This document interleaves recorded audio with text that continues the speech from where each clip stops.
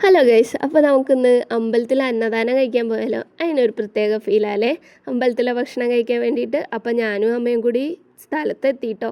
ഇത് അമ്പലമല്ല, ഒരു കാവാണേ. അന്തനാർകാവ് വീടിൻ്റെ അടുത്ത് തന്നെയുള്ള ഒരു കാവാണേ.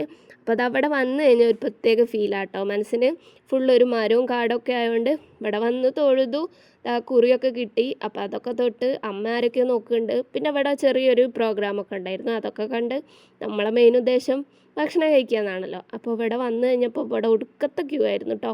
കുറേ നേരം കാത്തുനിന്നതിന് ശേഷമാണ് ഈ ക്യൂ ഒന്ന് നീങ്ങാൻ തുടങ്ങിയത്. അപ്പോഴാണ് ഒരു സമാധാനം കിട്ടിയത്. എങ്ങനെയൊക്കെയോ തിക്കി തിരക്കി കിട്ടിയ സീറ്റ് കയറി ഇരുന്നു കേട്ടോ.